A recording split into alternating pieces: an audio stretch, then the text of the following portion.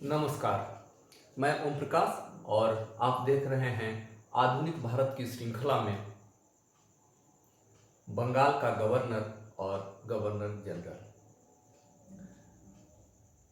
बंगाल में गवर्नर और governor general की जो बात होती है यह कब होती है? जब ईस्ट इंडिया कंपनी भारत में एक राजनीतिक शक्ति के रूप में उभर करके आती है और खास करके पलासी के बाद तो ईस्ट इंडिया कंपनी देखा जाए तो एक राजनीतिक शक्ति के रूप में उभर करके आती है और यहीं से शासन व्यवस्था को सुचारू रूप से चलाने के लिए एक प्रशासक की जरूरत होती है और इसी प्रशासक के रूप में या शासक के रूप में ईस्ट इंडिया कंपनी ने जिस पद की शुरुआत की अपनी शासन व्यवस्था को सुचारू रूप से चलाने के लिए, वो पद था गवर्नर का। और देखा जाए तो बारी बारी से गवर्नरों की यदि सूची बंगाल में, क्योंकि बंगाल में ही सबसे पहले इस पद की शुरुआत हुई और बंगाल का पहला गवर्नर जो बना वह लॉर्ड क्लाइव था। तो हम देखते हैं, आइए, कि कौन सबसे पहले गवर्नर बना। तो सबसे पहले गवर्नर क्लाइव बनता है और क्लाइव जो है वह 1757 से 1760 और 1765 से 1767 ईस्वी तक बनता है। कहने का मतलब है कि क्लाइव 2 बार बंगाल का गवर्नर बना और फिर हॉलवे जो एक स्थानापन्न गवर्नर के रूप में आए थे 1760 ईस्वी में और उसी साल वो चले भी गए। फिर आते हैं वेंसीटार्ट जो 1760 से 1765 ईस्वी तक रहते हैं और फिर आते हैं वेरेलास्ट जो 1767 से 1769 ईस्वी तक रहते हैं। फिर आते हैं कार्टियर जो 1769 से 1772 ईस्वी तक रहते हैं। फिर आते हैं वारेन हेस्टिंग्स जो 1772 से 1785 ईस्वी तक रहते हैं। तो इस तरह हम यदि देखें तो गवर्नर की सूची में पहला क्लाइव है और अंतिम वारेन हेस्टिंग्स है। तो यहां पर प्रश्न पूछा भी जाता है कि बंगाल के पहले गवर्नर कौन? तो क्लाइव। और बंगाल के अंतिम गवर्नर कौन? तो वारेन हेस्टिंग्स। लेकिन जब वारेन हेस्टिंग्स यहाँ के गवर्नर होते हैं, यानी कि बंगाल के गवर्नर रहते हैं, उसी बीच एक रेगुलेटिंग एक्ट आता है 1773 ईस्वी में और उसमें यह प्रावधान किया गया कि अन्य क्षेत्रों के जो गवर्नर हैं, जैसे कि मुंबई के और मद्रास के गवर्नर और बंगाल के जो गवर्नर हैं, इन तीनों को मिला दिया जाएगा और इसका नेतृत्व कौन करेगा? तो बंगाल का गवर्नर करेगा। तो यहां पर से हम देखें यदि तो वारेन हेस्टिंग्स जो बंगाल का गवर्नर था अब गवर्नर जनरल बन गया। और फिर हम देखते हैं कि गवर्नर जनरल की श्रृंखला में तो बंगाल के पहले गवर्नर जनरल कौन बन गए? तो वारेन हेस्टिंग्स बन गए और यह जो है प्रावधान किया गया था रेगुलेटिंग एक्ट के तहत जो 1773 ईस्वी में आया था।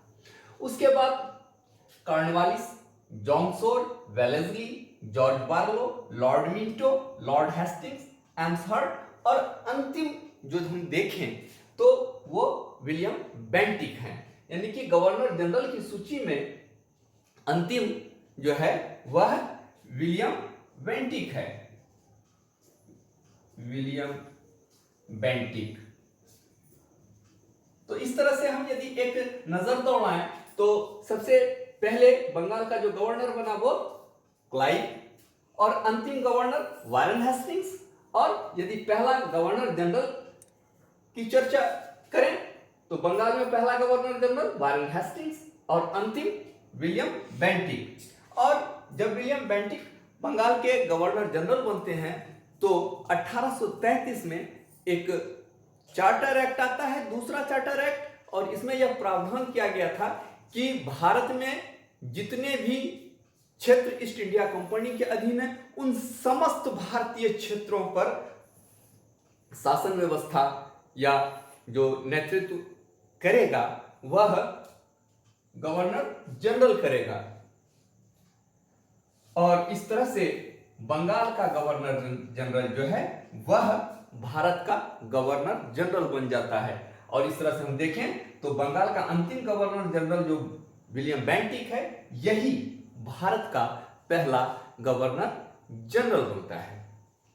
तो अब हम बारी बारी से देखेंगे कि जो बंगाल में गवर्नर और गवर्नर जनरल रहे, इनके शासनकाल में कौन कौन सी बातें हुई जिसको हमको जानना जरूरी है, और जो परीक्षा की दृष्टिकोण से देखा जाए तो काफी महत्वपूर्ण है। इस बीच हम आपसे एक छोटी सी रिक्वेस्ट करेंगे कि यदि यह वीडियो अच्छा लगे तो आप सब्सक्राइब कर लें, यदि नहीं किया है अभी तक तो कर लें, और जहां तक हो सके दूसरों को शेयर करें, दूसरों को लाभान्वित करें, और अच्छा लगे तो एक लाइक भी करें।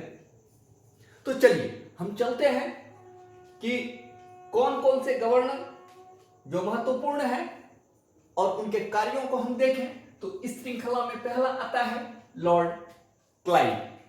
तो देखिए, गवर्नर जो बंगाल के थे पहले वो क्लाइव, और इसके शासनकाल में जो मुख्य बातें घटित हुई वो थी, परीक्षा के दृष्टिकोण से भी हम देखें तो काफी महत्वपूर्ण है। और इस क्लाइव के शासनकाल में या क्लाइव के नेतृत्व में जो हुआ वह एक सबसे पहला पलासी का युद्ध जो 1757 ईस्वी में हुआ। और उसके बाद देखें तो इसी क्लाइव के ही शासनकाल में एक इलाहाबाद की संधि होती है। तो प्रश्न पूछता है कि इलाहाबाद की संधि के समय बंगाल का गवर्नर कौन था? तो क्लाइव। दूसरी बात कि इसी क्लाइव के शासनकाल में जो है कड़ा की भी संधि होती है। कड़ा की भी संधि इसी क्लाइव के शासनकाल में होती है। और इसी क्लाइव के शासनकाल में होती है बंगाल में द्वैध शासन की शुरुआत। द्वैध शासन यानी कि दोहरा शासन, एक तरफ तो नवाब और दूसरी तरफ ईस्ट इंडिया कंपनी। तो दायित्व वाली जितनी भी बातें थी वो नवाब के पास थी, और वित्तीय वाली बात, पैसे कौड़ी की बात वाली बात थी तो वो ईस्ट इंडिया कंपनी के पास थी। और उसके बाद यदि देखें तो इस क्लाइव के ही शासनकाल में एक होता है श्वेत विद्रोह, जो काफी महत्वपूर्ण है। यह श्वेत विद्रोह था क्या? तो ईस्ट इंडिया कंपनी के अधीन जो सोल्जर्स थे, जो सिपाही थे, अंग्रेज सिपाही, उनको दोहरा भत्ता मिलता था, और इस दोहरे भत्ते को क्लाइव ने समाप्त कर दिया। नतीजा, जो ब्रिटिश सोल्जर्स थे उन्होंने विद्रोह कर दिया। और इस क्लाइव से एक सबसे महत्वपूर्ण बात क्या है कि यह एक ऐसा गवर्नर था जो भारत से जाने के बाद आत्महत्या कर लेता है, यानी कि आत्महत्या करने वाला पहला गवर्नर क्लाइव था। तो ये थी क्लाइव से संबंधित कुछ बातें। अब दूसरा है हॉलवेल। यह हॉलवेल जो है कुछ महत्वपूर्ण कार्य इन्होंने नहीं किया, लेकिन यदि देखा जाए तो 20 जून 1756 में एक घटना घटित हुई थी जिसे ब्लैक हॉल की घटना के नाम से जाना जाता है। और इसके ये मुख्य गवाह के तौर पर कहिए या मुख्य वर्णनकर्ता के रूप में कहिए, इतिहास में जाने जाते हैं। यानी कि इस हॉलवेल ने क्या किया? ब्लैक हॉल की घटना का वर्णन किया। तो प्रश्न पूछा जाता है कि ब्लैक हॉल की घटना करने वाला कौन व्यक्ति था? तो ये हॉलवेल थे। और यदि देखा जाए तो पूरे इतिहास की बात यदि की जाए तो ब्लैक हॉल की घटना का वर्णन करने वाला मात्र एक यह व्यक्ति था। और उसके बाद यदि हम देखें वेंसीटाट, जिसका जो है 1760 से 65 है शासनकाल। और इस वेंसीटाट के समय में जो है बक्सर का युद्ध लड़ा गया था 1764 में। हालांकि वेंसीटाट ने बक्सर के युद्ध का नेतृत्व नहीं किया था, बक्सर के युद्ध का नेतृत्व जिसने किया था वह थे हेक्टर मुनरो। उसके बाद हम यदि देखें तो कर्टियर है, वेरेलास्ट है। यह वेरेलास्ट जो है इसके शासनकाल में कोई महत्वपूर्ण काम नहीं हुआ। लेकिन उसके बाद देखते हैं कि कर्टियर, तो कर्टियर के शासनकाल में भी कोई बड़ी बात जो है शासन के तौर पर तो नहीं हुई, लेकिन एक घटना घटित होती है, वह है बंगाल का अकाल। तो यह जो है बंगाल का अकाल 1760 ईस्वी में होता है और उस समय थे गवर्नर कर्टियर। और इसके बाद जो शुरू होता है वह है वारेन हेस्टिंग्स का 1772 से 1785 ईस्वी तक। और इसी बीच हमने अभी कुछ इसी वीडियो में बताया है कि रेगुलेटिंग एक्ट 1773 ईस्वी में आता है और इस रेगुलेटिंग एक्ट के तहत यह व्यवस्था की गई कि जो बंगाल में गवर्नर का पद है वह अब गवर्नर जनरल के पद के नाम से जाना जाएगा और इसके अधीन मुंबई और मद्रास जो प्रेसिडेंसियां थी उसके गवर्नर रहेंगे। यानी कि मुख्य रूप से जो गवर्नर जनरल का पद है वह सर्वोच्च पद हो गया तत्कालीन समय में। और इसी तरह अब हम विलियम बेंटिक की बात करेंगे तो यह विलियम बेंटिक जो है अंतिम गवर्नर है बंगाल का और यही विलियम बेंटिक जो है पहला गवर्नर जनरल बनता है। तो अब हम लोग जो देखेंगे वह गवर्नर जनरल के तौर पर देखेंगे कि बंगाल में जो गवर्नर जनरल हैं उन्होंने कौन कौन से कार्य किए जो महत्वपूर्ण हैं और प्रतियोगिता परीक्षाओं में पूछे जाते हैं। तो चलिए हम लोग देखते हैं। तो पहला इसमें कौन है? Warren Hastings. वारेन हेस्टिंग्स, तो वारेन हेस्टिंग्स जो पहला गवर्नर जनरल बंगाल का बना, इसके शासन में जो कुछ महत्वपूर्ण घटनाएं घटित हुई वह घटनाएं थी कि द्वैध शासन की समाप्ति कर दी गई 1772 ईस्वी में। क्लाइव ने जिस द्वैध शासन की शुरुआत 1765 ईस्वी में की थी उस द्वैध शासन की समाप्ति वारेन हेस्टिंग्स ने कर दी 1772 ईस्वी में। और आप जानते हैं कि रेगुलेटिंग एक्ट जो 1773 ईस्वी में आया उसमें प्रावधान किया गया था कि न्याय व्यवस्था को विधि संगत बनाने के लिए और यहाँ के लोगों को न्याय मिले इसके लिए एक प्रावधान किया गया था कि एक कोर्ट की स्थापना होगी। और इसी रेगुलेटिंग एक्ट के तहत जो व्यवस्था की गई थी उसी के अनुसार वारेन हेस्टिंग्स के शासनकाल में 1774 ईस्वी में एक सुप्रीम कोर्ट की स्थापना हुई, वो कलकत्ते में हुई। और इस सुप्रीम कोर्ट के जो पहले मुख्य न्यायाधीश बने वो थे एलिजा इम्पे। और इस सुप्रीम कोर्ट से जिस व्यक्ति को फांसी की सजा मिली पहली बार वो व्यक्ति थे नंद कुमार। नंद कुमार ने इस वारेन हेस्टिंग्स पर यह आरोप लगाया कि नवाब की जो बेगम है उससे घूस लेते हैं। और वारेन हेस्टिंग्स ने जो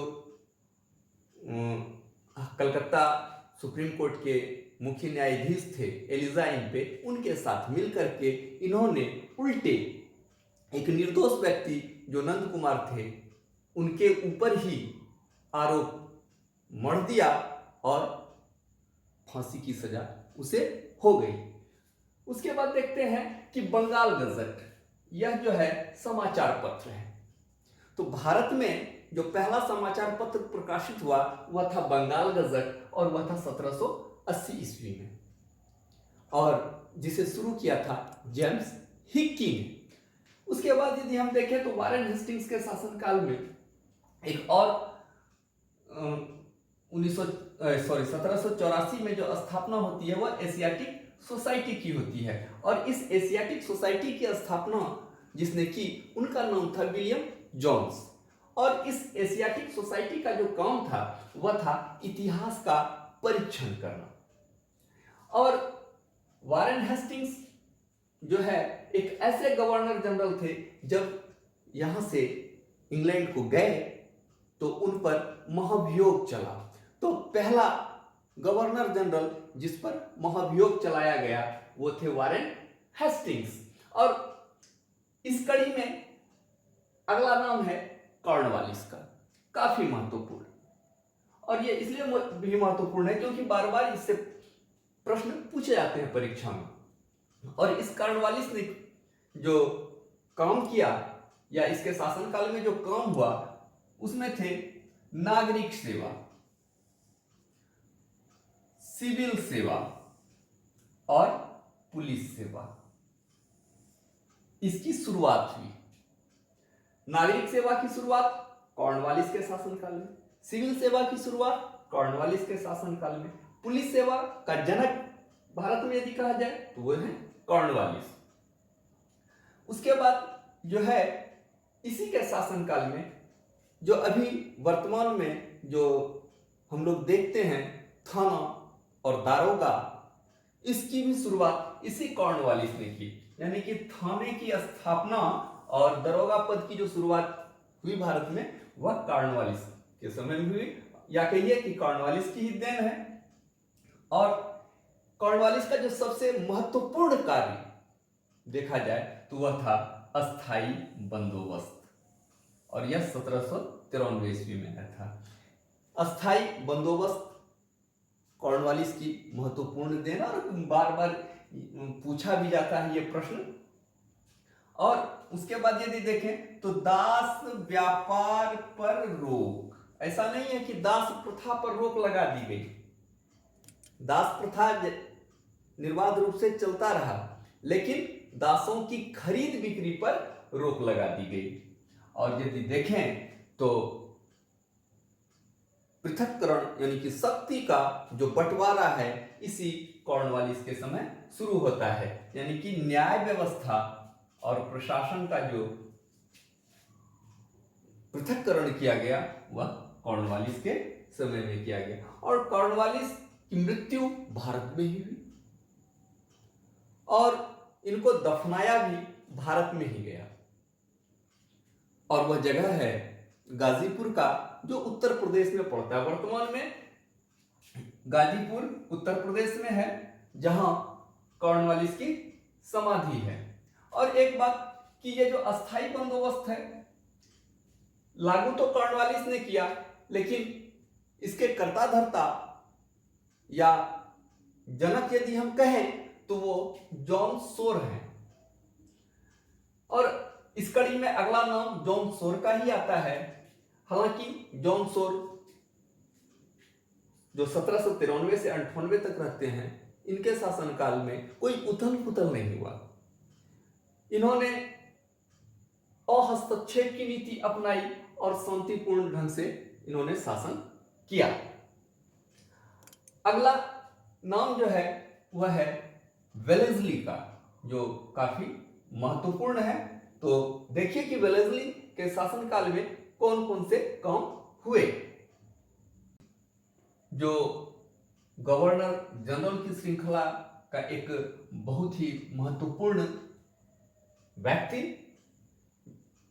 और इस वेलेस्ली के शासनकाल में जो है जो महत्वपूर्ण घटना घटित हुई वह सबसे महत्वपूर्ण घटना थी सहायक संधि की शुरुआत। और सहायक संधि की शुरुआत करने वाला पहला राज्य जो भारत का था वह था हैदराबाद। हैदराबाद का जो निजाम था उन्होंने सबसे पहले ईस्ट इंडिया कंपनी के साथ सहायक संधि की। सहायक संधि की बात यदि करें तो भारत में जो फ्रांसीसी गवर्नर थे डुप्ले, इन्होंने सबसे पहले इसका प्रयोग किया था। लेकिन भारत में बृहत रूप से या कहे सर्वमान्य रूप से यदि पॉपुलैरिटी मिली तो वह मिली वेलेस्ली को, और इसी के नाम से जाना भी जाता है कि सहायक संधि को शुरू करने वाले गवर्नर जनरल कौन थे? तो वो थे वेलेस्ली। या सहायक संधि की शुरुआत किसने की? तो वेलेस्ली ने की। और वेलेस्ली अपने आप को बंगाल का शेर कहता था। वेलेस्ली अपने आप को बंगाल का शेर कहता था। और इसी वेलेस्ली के शासनकाल में ही फोर्ट विलियम कॉलेज की स्थापना हुई और यह कलकत्ता में हुई। फोर्ट विलियम कॉलेज की स्थापना इसलिए की गई थी, जो आईसीएस के परीक्षार्थी पास करके ट्रेनिंग के लिए आते थे, तो उसकी ट्रेनिंग के लिए इस कॉलेज की स्थापना की गई थी। और उसके बाद यदि देखें तो अगला नाम है जॉर्ज बार्लो का। इसके समय में कोई महत्वपूर्ण बात या घटना नहीं घटित हुई, लेकिन लॉर्ड मिंटो प्रथम जो है, जिसका शासनकाल 1807 से 1813 ईस्वी तक है, इसके समय में एक घटना घटित हुई कि अंग्रेजों और सिखों के बीच अमृतसर की संधि हुई। और एक तरफ थे राजा रंजीत सिंह और दूसरी तरफ अंग्रेज थे, और इन्हीं दोनों के मध्य में अमृतसर की संधि हुई थी 1809 ईस्वी में। अगली जो इस कतार में है वह है लॉर्ड हेस्टिंग्स। और इस लॉर्ड हेस्टिंग्स के समय में जो कुछ घटना घटित हुई वो घटनाएं थी सुगौली की संधि। और यह सुगौली की संधि जो है यह अंग्रेजों और गोरखा के बीच हुई। और इसी के समय में एक और घटना घटित हुई, पिंडारियों का दमन। ये पिंडारी मूल रूप से लुटेरे थे जो राहगीरों को लूटते थे। उस पर जो प्रहार किया या उसकी जो समाप्ति की वह लॉर्ड हेस्टिंग्स के समय में हुई। और लॉर्ड हेस्टिंग्स ने प्रेस पर जो प्रतिबंध लगा हुआ था, सेंसरशिप जो लगा हुआ था, उसको हटा दिया।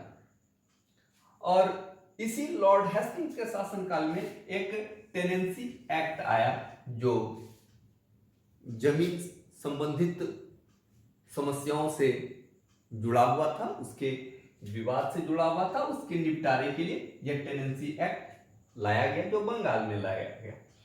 और उसके बाद है एम्सहर्स्ट, जो महत्वपूर्ण नहीं है सिर्फ यदि कालक्रम में पूछा जाए कि किसके बाद कौन, या मैचिंग टेस्ट में पूछा जाए, तो उसके लिए ये हमने बनाया था। और इसके पहले भी हम यदि देखें कि वीडियो की शुरुआत में ही हमने गवर्नर का नाम और गवर्नर जनरल का नाम लिखा था, तो वहां भी यदि आप देखिएगा तो वहां से भी जो प्रश्न पूछे जाते हैं जो महत्वपूर्ण नहीं है, गवर्नर या गवर्नर जनरल, जिनके शासनकाल में काम न के बराबर हुआ या कोई अन्य घटनाएं नहीं घटित हुई हैं, वो सारे मैचिंग टेस्ट में या क्रम में सजाने के लिए दिया जाएगा, तो उसको भी ध्यान में रखिएगा। और इस कड़ी में अगला जो है वह है विलियम बेंटिक, जो कि अंतिम गवर्नर जनरल था बंगाल का, और यही चूंकि भारत का भी पहला गवर्नर जनरल है, तो अगली वीडियो में हम भारत का गवर्नर जनरल और वायसराय लेकर आएंगे।